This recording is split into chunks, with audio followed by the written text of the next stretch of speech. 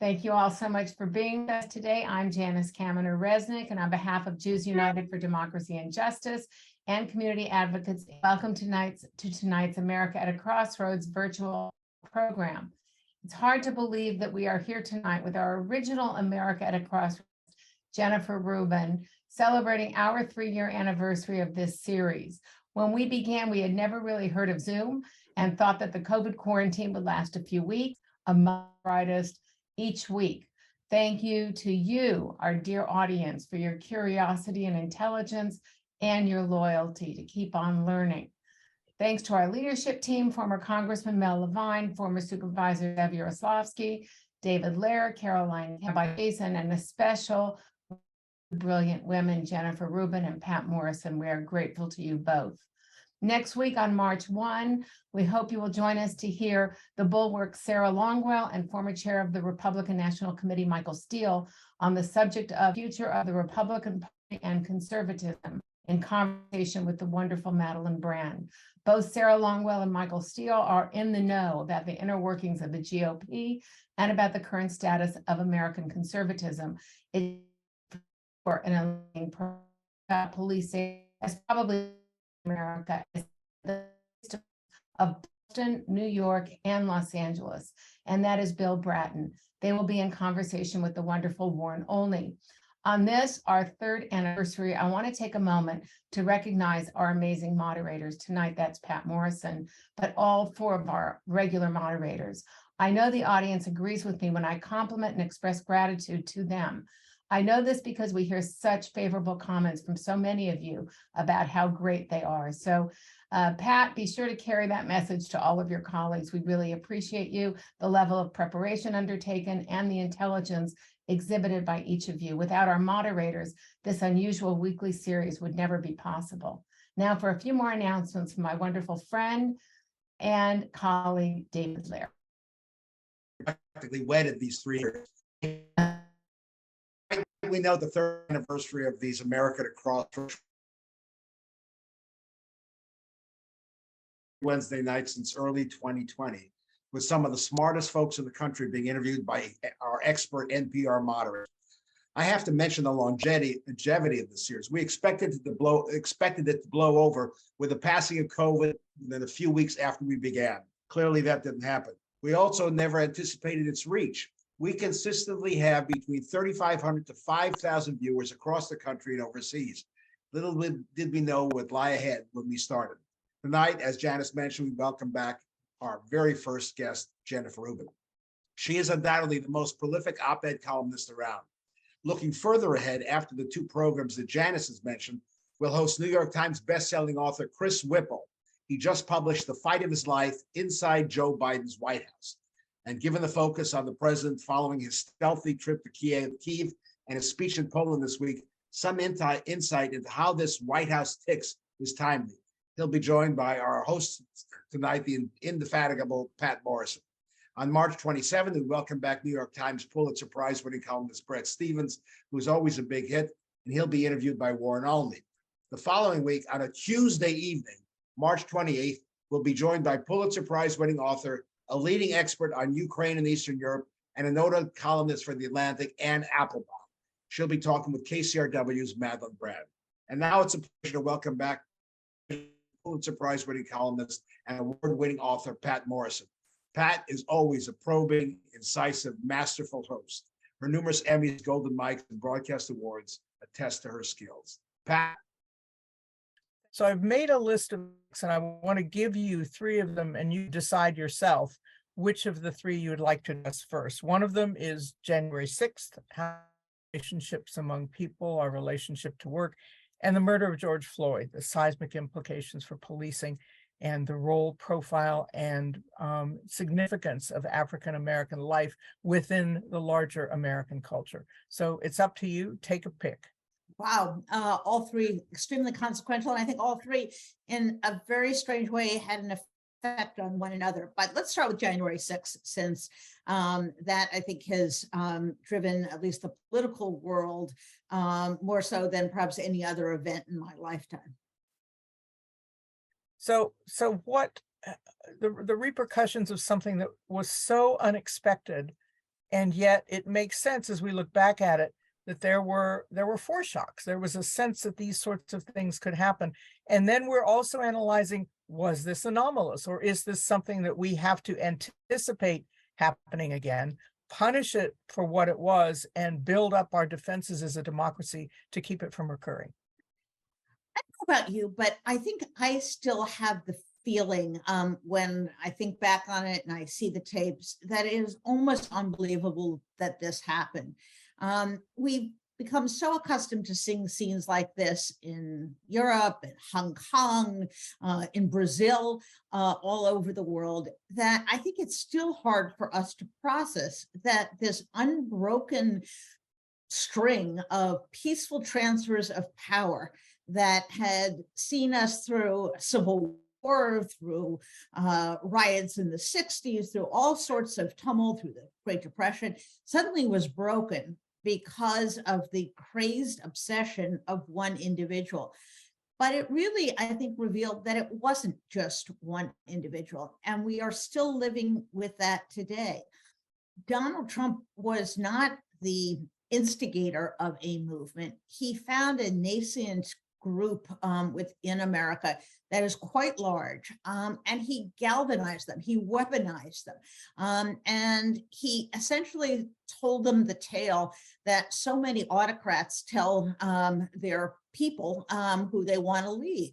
You are a victim. There are foreign forces that want to oppress you. You whites are being trampled by the woke crowd, the elites. You are being replaced. You are disrespected.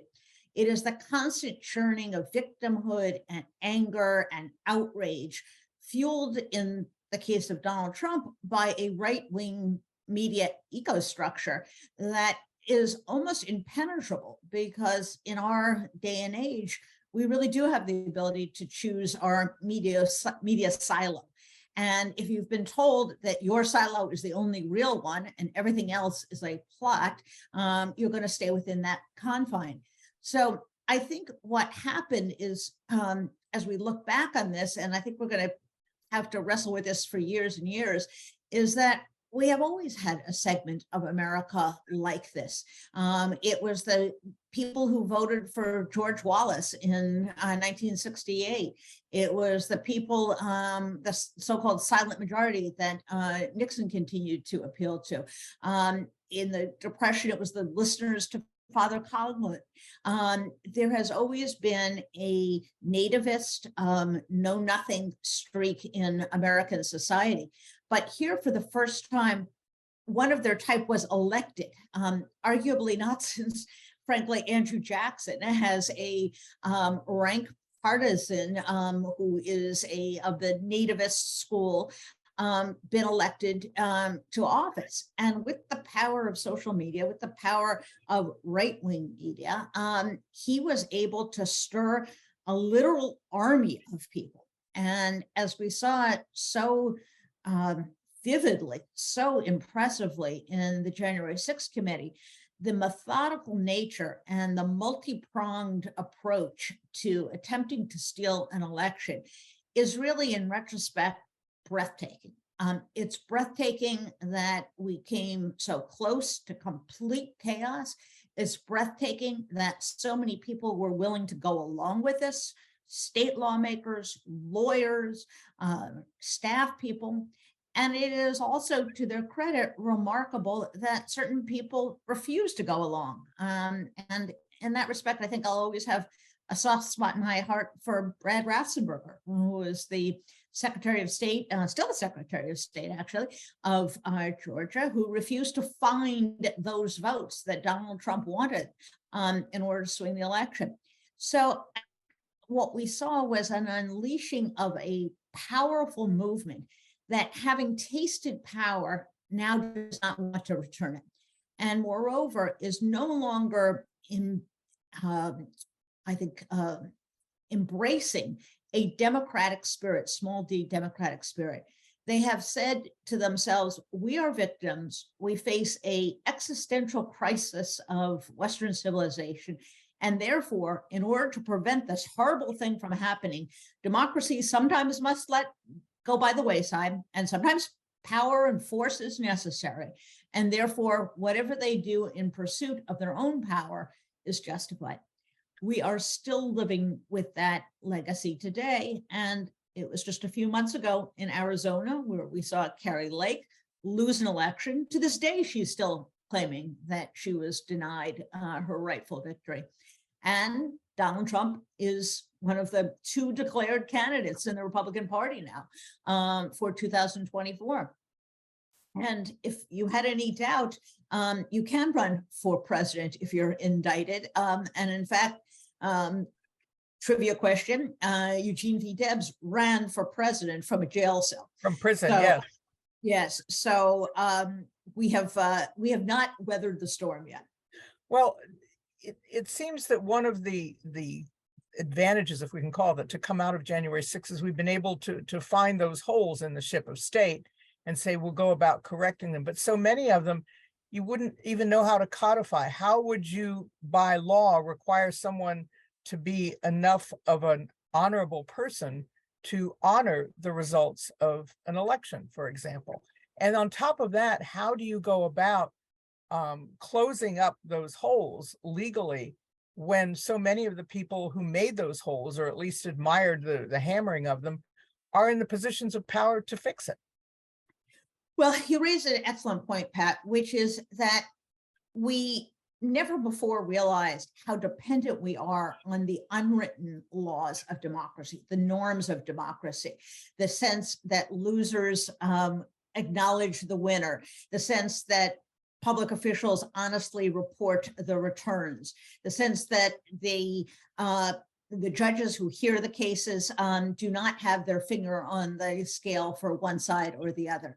And if you have a system in which all 3 branches of government are corrupted by people who no longer have fidelity to the Constitution, there is no law that will protect us. There is no safety net.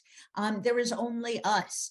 And so, although we have taken some steps, both at the state level and the federal level, to prevent this from happening again, most clearly in the reforms for the Electoral Count Act to hopefully restrain another vice president in the future from not counting votes, to clear up some inconsistencies and some anomalies in the reporting of the electoral count from the states. Once more, there is no airtight law that someone of bad faith cannot evade. And that's why I think it really comes back, and this is frightening for some people, it comes back to the voters. If we choose leaders who are of such low moral character, who do not find democracy to their liking, we are in for a world of hurt. And the choices we make are gravely consequential. This past midterm, we had a slew of people running for governor, secretary of state, attorney general in the states who were directly responsible, would be directly responsible for the vote counting and the certification of a president in 2024. To their wisdom, to their credit, in each of the remarkably swing and states that we still have in our very polarized country, those people lost. The Carrie Lakes lost. The Jim Trachans in Nevada lost. The Doug Mastrianos in Pennsylvania lost. But millions of people still voted for them. And in another election, in another year, such people could win, and then we'll be back to where we started from. So I think it behooves us to structural problems, but to long and hard about why so many people have abandoned faith in democracy and how we reinstill the democratic spirit and the democratic ethos in America so that these people are no longer in a position to do great harm to us. We have had some high voter turnout, certainly compared to decades past. Argues exactly your point, but at the same time, the people who decide who voters are often legislatures, and many of those are in the hands of Republicans who figure that their way to winning is not by appealing to people with policies they like, but with limiting who exactly can vote. It seems like that's a bulletproof closed proposition. It's very hard to get into that and break it open and change it, especially when you've got a Supreme Court that seems disinclined to do so. Well, you put your finger on the problem, which is the check against these sorts of provisions used to be the courts, because we do have laws on the books, not only the Constitution, but we have a Voting Rights Act that is supposed to prevent voter suppression, that is to uphold the principle of one man, one vote. And under this Supreme Court, and even prior to the 6-3 majority in Shelby County in 2013, the court has systematically stripped away these sorts of protections so that states, localities have much greater latitude to wreak havoc, frankly, and to pick the voters who are going to pick them rather than appealing to the voters. Now, there are still safeguards left, and it's a very interesting, I think, experience in federalism and in participatory democracy that the efforts have now gone down into the states. You have seen state referenda for those states like California that have initiatives in referendum, so that they would have, for example, in Ohio, neutral redistricting by a commission. So they wound up with a redistricting plan that was fairly honest, that really reflected the political composition of the state. As we have in California.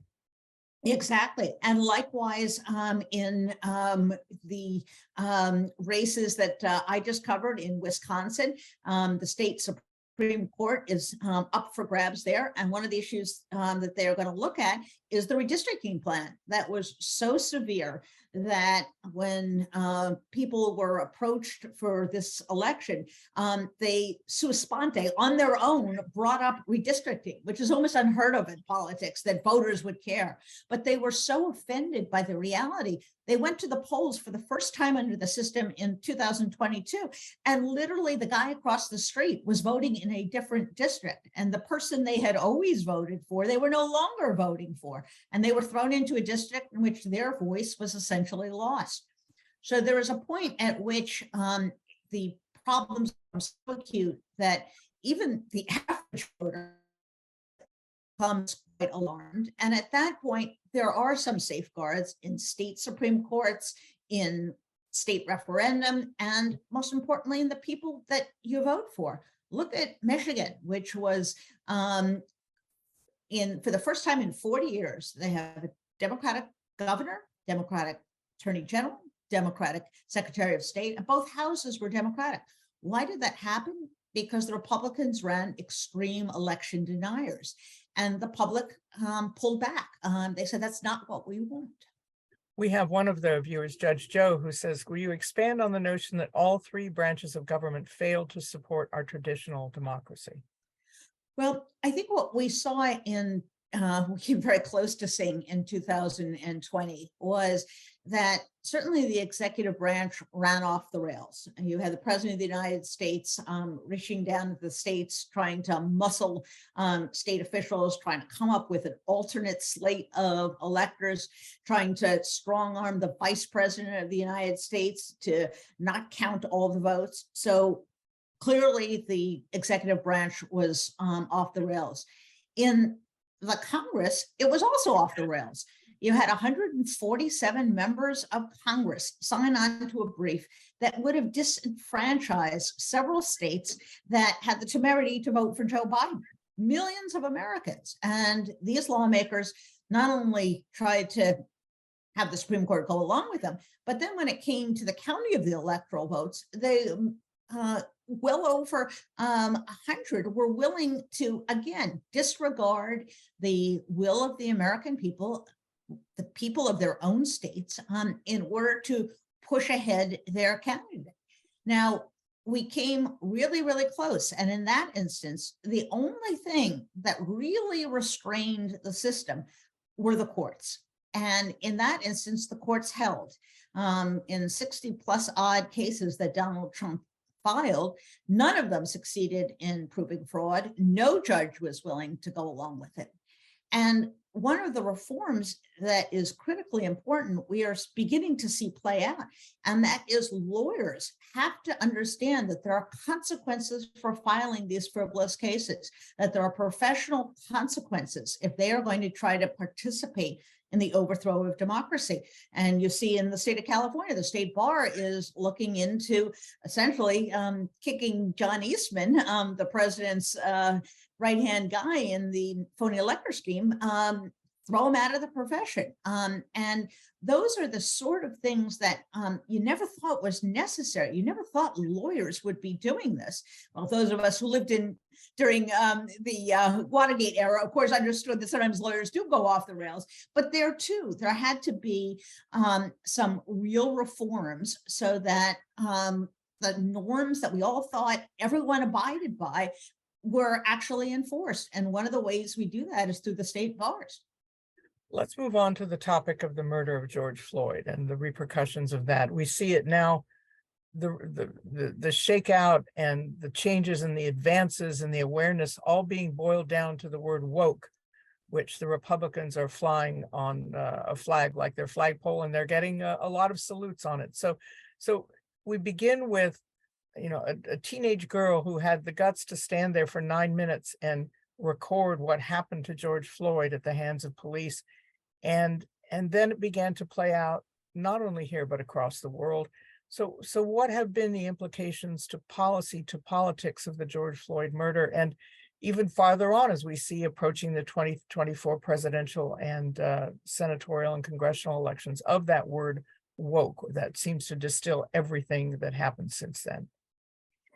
There is no issue that better defines these contrary tendencies in American society than race. On one hand, you have an endemic system that continues to incarcerate African Americans at disproportionate rates, that in disproportionate rates stops motorists, in disproportionate rates injures or kills Black suspects or innocent people who are not even suspected of a crime, who was just a mammoth study done using California records of the different outcomes for pregnant women. A Black rich woman has as great a chance of survival, and her infant has as great a chance of survival as a poor white woman with a high-risk pregnancy. So within our system, we continue to carry the legacy of Jim Crow, of discrimination. And yet we have a contrary tendency, and that is the inexorable movement towards a more perfect union, the efforts to widen the definition of we the people. And we saw those two sides clash in the George Floyd murder, when people of all races, all ages, all political stripes took into the streets in peaceful protest in virtually every state in the union to express their shock and their horror. But nothing is easy in America, and nothing is easy in democracy. And very quickly, you saw the reactionary forces gather steam. And there was no federal legislative response to that. And we continue to see other incidents in which young Black men are killed or abused by the police. And instead of wrestling with our past, instead of rolling up our sleeves, as the magnificent author Isabel Wilkerson put it, as if you've inherited a kind of creaky house that needs a lot of repairs, and you need to roll up your sleeves and fix the plumbing and fix the electricity, and don't worry about how the house got run down. Instead of using that model, there are people who simply want to stop the discussion. And the way they stop the discussion is by throwing an invective. And the invective of the moment is woke, meaning anytime you raise a complaint, anytime you point out a shortcoming in American society, anytime you tell the complete picture of American history, you are somehow woke, meaning that you are bending over backwards. You're catering to non-white, non-Christian people at the expense of white Christian people, largely male people, and that this is further evidence of their persecution, of their subjugation, and that unless you silence the woke people and return to a whitewashed view of history, and until you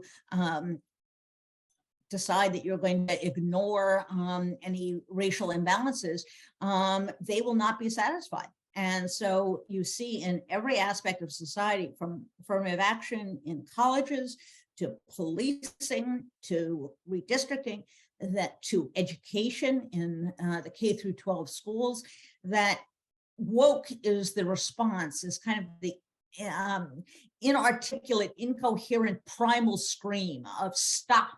We don't want to be questioned. We don't want to be reminded. We don't want to be told. I think of the Bill Buckley quote that it's the role of conservatives to stand athwart the path of history and say no. I think I've distilled it, I hope, correctly. Or stop. The difference there was these people are saying stop to facts, stop to truth. It's one thing to say or to make a critique of the federal government, which I think went way too far in Buckley's case, about the growth of the role of the federal government. It's quite another thing to say, stop the truth. And if you look at their invective, they're basically saying, go back to sleep. Don't be awakened. Don't look around you. Don't absorb reality. Go back to sleep. Don't complain. Don't question the current power structure. And we will run things the way we always have. And it is difficult, I think, for people of goodwill who understand the need for constant reform, constant improvement, constant perfecting the American spirit and the American dream, to wrestle with that as they're being accused of being traitors, unpatriotic, trying to propagandize children. When in fact, I think people who are on the side of truth, side of social justice and racial justice, need to stand up for their values and need to explain that they are acting in the greatest American tradition, that they take seriously our founding documents. All men were created equal.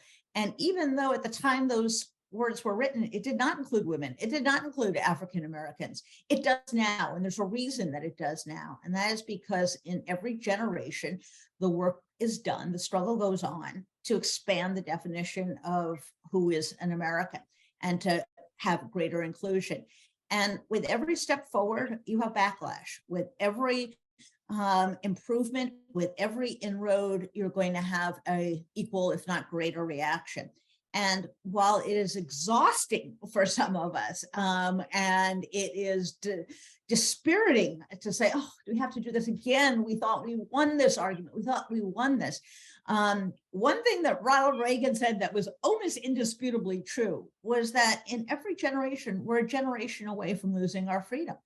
And I think we have to take that seriously, that if the people who believe deeply in democracy and in pluralistic democracy, which is really the core idea of America, that we are defined by a creed and defined by a set of opportunities and of values, not by race, not by gender, not by religion.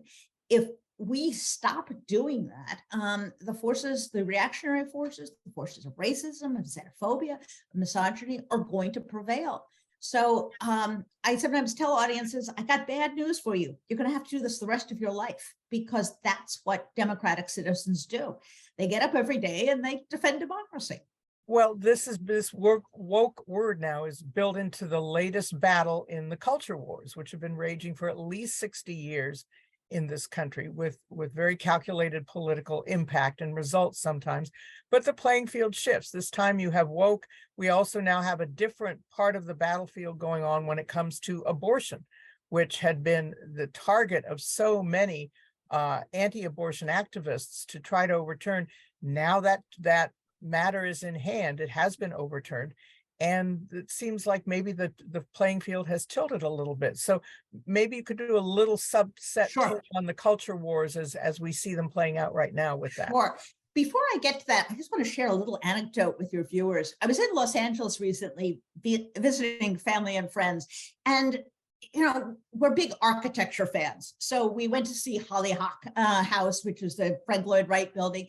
And as I'm thumbing through the guide, I find this thing called the Great Wall of Los Angeles. You, Pat, probably know all about it. It is a half-mile long, phenomenal mural in bright, beautiful colors that tells the story of Los Angeles from prehistoric times to the with a full sort of display, a full understanding of all of the as I long has embarrassed because I didn't know many of these people were. My own education, which I thought had been very good in public schools of California, was so badly incomplete that I now as an adult have had to come back. And when we talk about the education wars, it's important for people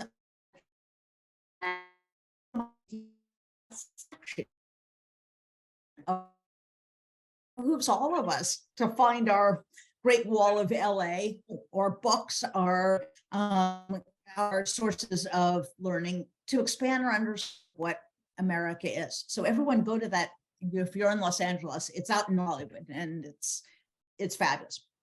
Abortion. I did not think in my lifetime I was going to see this, I will admit. Yes, it was always on the agenda of the right. Yes, it seemed to come up to the Supreme Court every few, not every few years, every decade.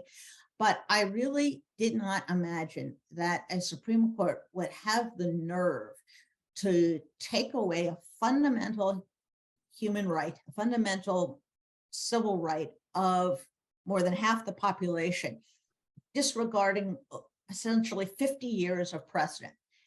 I could not wrap my head around that possibility until, of course, the opinion leaked and we knew that that was exactly what was in store. That, I think, should provoke some serious conversation about the Supreme Court, about Supreme Court reforms, about the proper role of judges.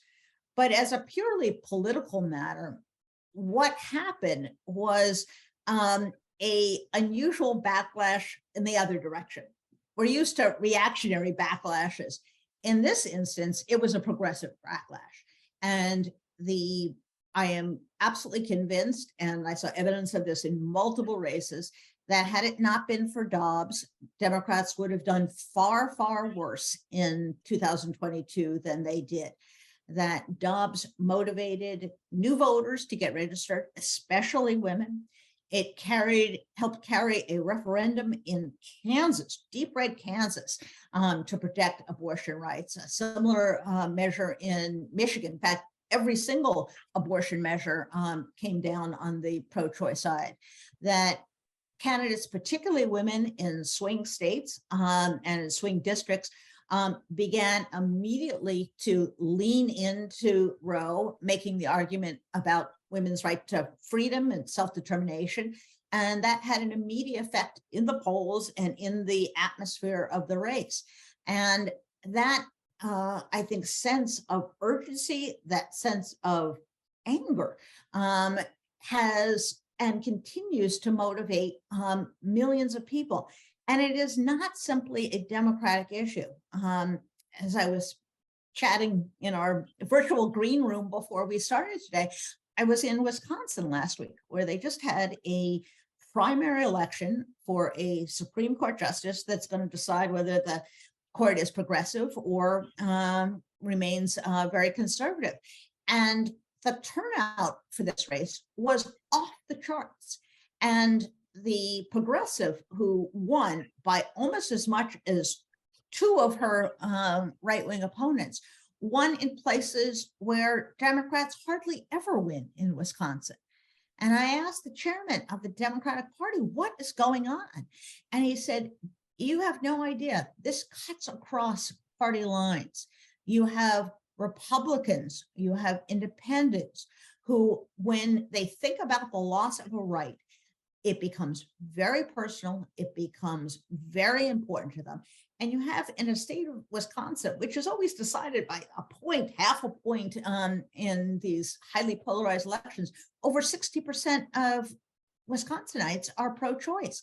And that came out in the primary, not even the general election, the primary election for a Supreme Court justice, in which you really had an entire state mobilized around this issue. And I actually think, I wrote a book about it, that the political class does not fully appreciate the emotional power, the force of organizing of American women. When they think of the American voter, they have some picture of some nebulous guy in a diner in Ohio grousing about the loss of the coal industry. That is not the average voter. The average voter is a woman to begin with, and it's becoming more female as more women register. And I think when women feel as if it's not simply an abortion issue, but an issue of control of their own lives, of self-definition, of the ability to fully participate in American society, and they are being told no, that is highly motivating, highly infuriating. And in Wisconsin, I was talking to a group of Wisconsin-Madison students, and one young woman, very self-possessed, said, you know, when I graduate, I'm not going to stay here. Why would I stay in a state that does not respect me as a person? And that, I think, exemplifies this reaction to Dobbs that is going to continue on. Well, let me ask you before we move to the COVID question and get to our viewers' questions, a last bit about this culture wars. To what extent you think these down ballot propositions and questions will maybe be the tail wagging the dog in the 2024 election? I think they definitely will. I think we saw that already in the midterms. And there are pro-choice activists who are trying to get abortion provisions on the ballot for exactly this reason, that it does motivate people to get out and vote. And that this is a cause that cuts across party lines. So I definitely think this is going to be an issue. I think Wisconsin is not the only state where people are going to spend a lot more attention on elected judges. I believe 38 of our states have elected Supreme Courts, and people are really going to pay attention to who those folks are and what they believe in and what values they hold. So I do think that it is going to percolate up, but it's going to be at every level. It's going to be the president. It's going to be the Senate. It's going to be governors. It's going to be state legislators. It's going to be city council men and women. And so this is going to become one of the defining issues, I think, of our time. So let's look at COVID, which really changed the relationship with workers and the work they do and the people they work for. It changed our sense of the economy. It really kind of gave us a little bit of a shiver about the supply chain problems and how vulnerable they were. And Barbara Tuchman, the historian, wrote a wonderful book called A Distant Mirror, which covered what happened in the labor economy after the Black Death. All of a sudden, the serfs were demanding better wages and demanding mobility and not tied to the land. And of course, the answer back then was ultimately to off with their heads, which doesn't really happen now. But how has COVID altered our culture? It isn't just the economy. It isn't just politics. It's a cultural question. And by the way, Barbara Tuchman, who wrote the book some time ago, has been proved absolutely correct. There's been some demographic studies since then that democracy moved faster in those areas which had the greatest number of Black deaths. So sometimes in order to make progress, what has been there has opportunity. Yes, exactly. Swept away. Though you don't want a plague. COVID changed so many aspects of our society that I think we have not fully appreciated.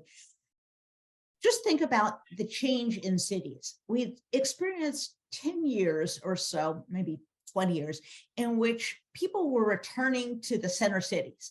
In Los Angeles, downtown, vibrant, building, people are living downtown, more restaurants, cultural centers. True of every city in what major city. Now what happens? You have people who are no longer going to their offices or going to their offices for a fraction of the time. What happens? The mom and pop businesses that make their money off of the lunch crowd are falling away. You see vacancy in retail in every major city. Are we around? Are people going to forget about this and 5 years have been off like Bob Iger? Everybody off, 4 days a week. Over 2,000 Disney employees wrote saying, heck no, we're not going back. And here are all the reasons. And we, of course, had that period of time, the great resignation, they call it, work-life balance, whether their job paid them enough, whether their bosses were respectful enough. And we had this huge shakeup that is still going on, a huge job churn of people resigning, of people leaving old jobs, and that continues on. So I think for now, you see for the first time, really since the 1960s, a resurgence of labor union, I'd say, of organizing, because once again, the power relationship has changed in a way that gives employees the sense that they don't have to take it anymore. They don't have to put up with whatever is given to them, and that they have some leverage in the equation. So everything from the dynamics of downtown cities to labor organizing, to issues of childcare, to issues of mental health, which are absolutely epidemic in the United States. We're going to see the consequences of this for years to come. There was just a frightful, frightful study that came out that showed that 1 of 3 teenage girls has contemplated suicide. That is the depth of the mental anguish. And it's not all because of COVID, but COVID has aggravated many trends that were long brewing, of social isolation, of peer pressure, of the sort of competitive life experience that happens on social media, where people feel inadequate, where they feel that they're a loser in life. And all of these phenomenon are churning away. It's changed the medical profession. We have an acute shortage of nurses, and pretty soon we're going to have an acute shortage of doctors who are burned out. So I don't think there is an area of our personal lives or public lives that has not been touched in some way by COVID. But I also want to underscore that with COVID too, we saw the great divide. Red states have much higher death rates of COVID than do blue states. And that's because really 2 factors. One, some red states have not expanded Medicaid, so the access to medical care for the poor is worse. And secondly, they created this culture of science denial in which fewer people wore masks, fewer people were vaccinated, and so they had more deaths. And so you see this really separation culturally, health-wise, educationally, really in all facets between states, depending upon their ideological orientation. Let's get to some of the questions from viewers. Try to do lightning round with these because I know you can Oh, spot yes. them. Marcy wanted to know, you wrote that Biden was too old to run again. Do you still hold that view? There was just a poll today that far and away a majority of Democrats support his policies and how he's done, but a third of them think he's too old to run. A while back, if you had given me a choice between a young Joe Biden and an equally strong candidate who was not 80 years old, I would have taken the equally strong candidate who is not 80 years old. There is not an equally strong candidate who is not 80 years old. And Biden, it turns out, has been a pretty darn good president and has gotten a lot done. So I think Democrats have kind of come to terms that there's no perfect candidate out there waiting for them. And Joe Biden is their guy. And so long as he's healthy and fit, which he certainly is, having snuck into Ukraine and traveled by plane, train, and automobile to get there, he seems pretty fit and pretty capable of doing this. When I saw his health report, I was reminded of the comeback of Ronald Reagan in the '84 debate when he was asked about age. He said, "I will not, for political purposes, exploit my opponent's youth and inexperience." Exactly. So I think we'll be seeing a version of that line in the 2020 campaign. I imagine. So Jeff wants to know, given the makeup of the court and the tenuous Democratic majority in the Senate, is there any chance for a federal legislative response Dodd, to the end of legal abortion?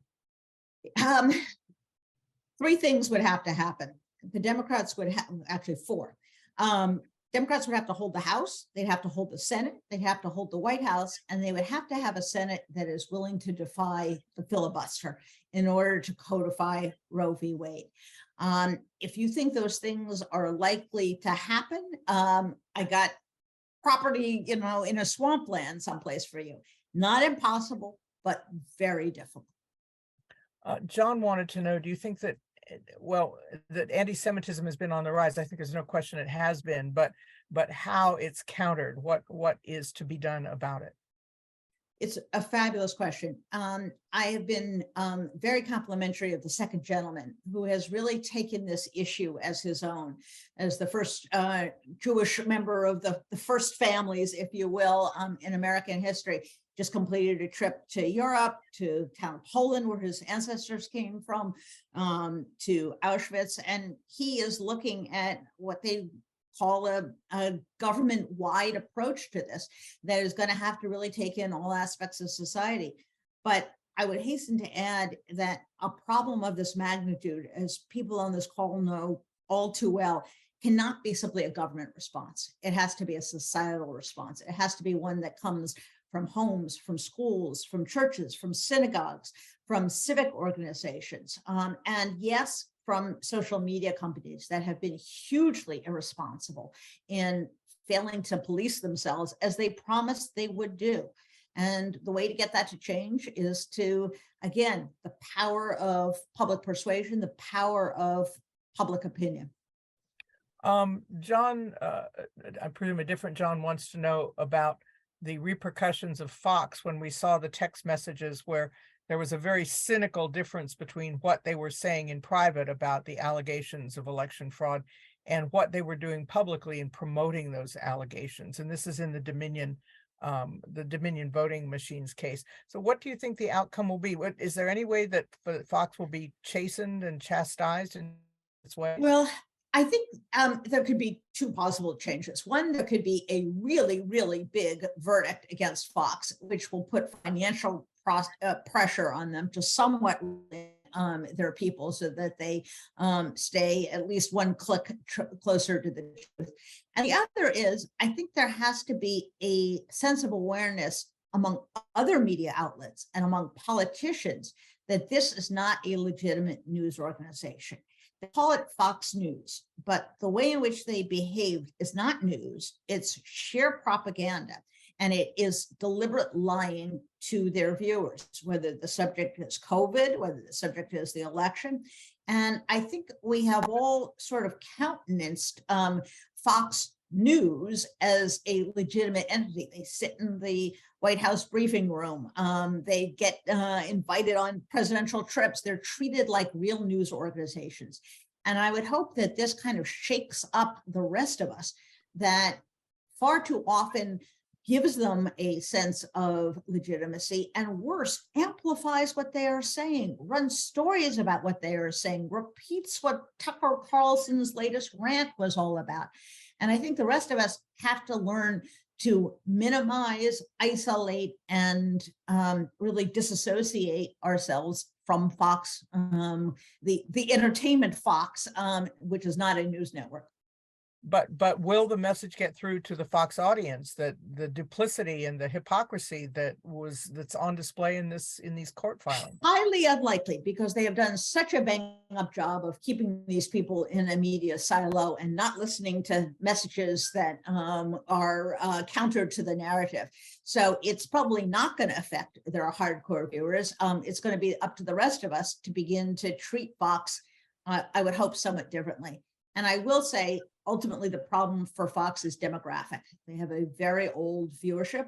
And as any of you know who have college or young adults, kids, those people do not watch television anymore.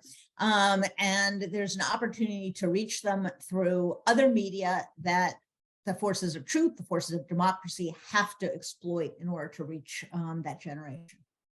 Andrew wants to know your thoughts about Kevin McCarthy giving to Tucker Carlson the security tape the January 6th assault on the Capitol? Nothing better illuminates this codependent relationship of propaganda to give that person so many of the lie mantras, the guy who has popularized the Great Replacement theory, to give him tapes, which is Chuck Schumer said in a press release today, is going to give them all sorts of information about where security cameras are, about how the Capitol is defended.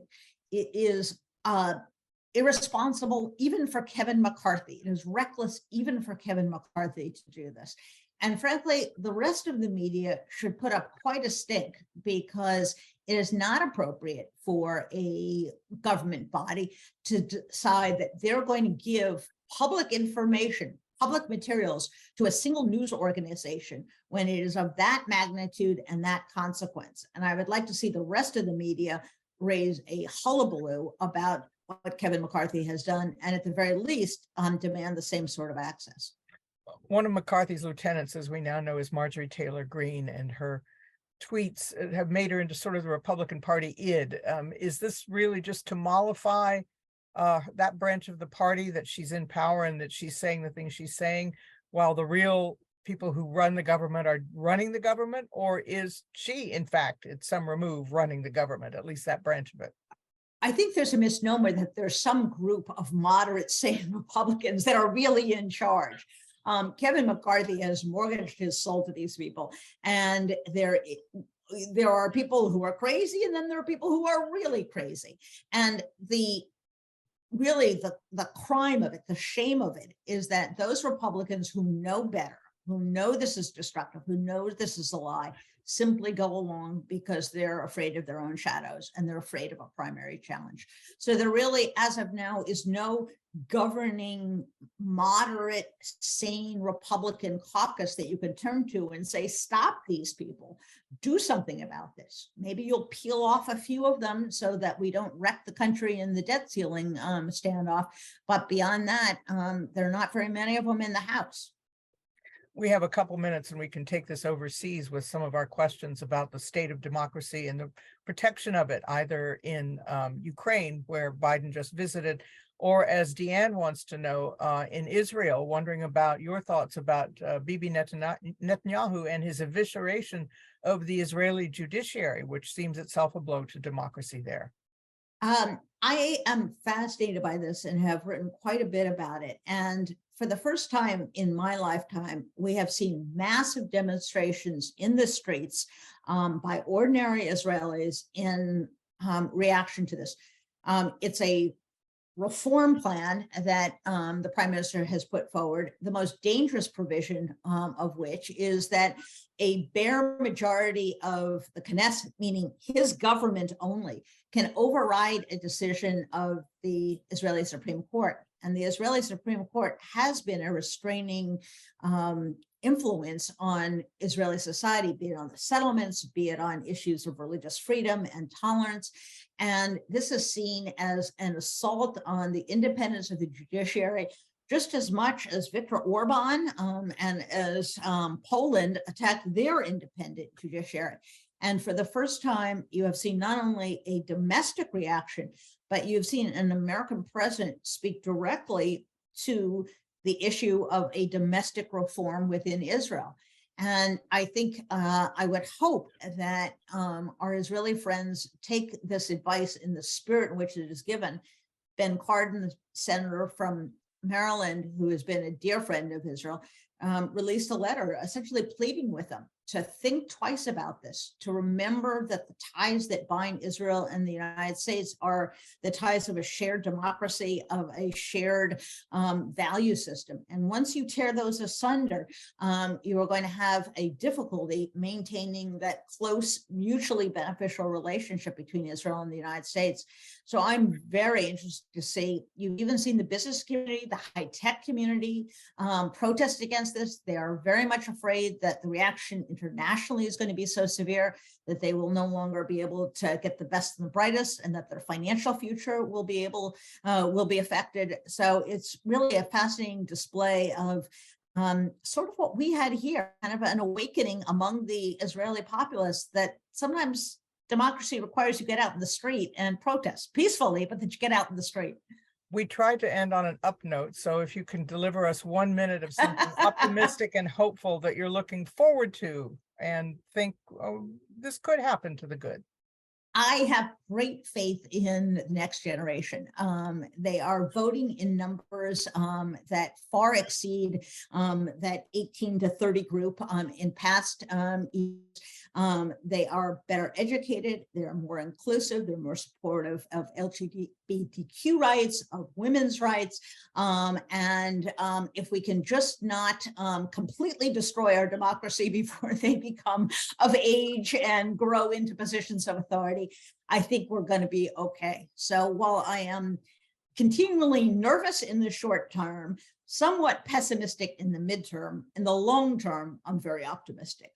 So that's the best I can do for you. Let's hope that they're taking your advice. It does seem that they're turning out in bigger numbers. There are issues that engage them, whether it's guns or abortion rights, or just the future of the democracy that they're going to be at the helm of. So it's been 3 years since you began this program with us. I'm sorry I forgot to bring a cupcake with 3 candles on it. I know you can't blow it out virtually. I would have helped. I certainly would have eaten the cupcake for you, but we're so happy that you could come back on this anniversary of this most important program on behalf of all the people who are watching and who have watched and seen you here over the years, and for your work. Thank you so much. Thank you. It's been an absolute pleasure. And I think this is just a national treasure that we can get a couple thousand people, a few thousand people to watch a program in which people discuss the most important issues in an intelligent way, without sound bites, with the smartest interviewers that are out there. It's an absolute joy to be here. So thanks for having me back. Look forward to when you're back again. Jennifer Rubin, thank you so much. Now, don't forget that March 1st, next week, the program is The Future of the Republican Party and Conservatism in America.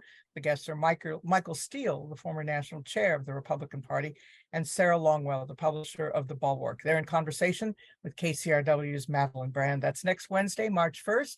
Look forward to seeing all of you here then. I'm Pat Morrison. Thank you.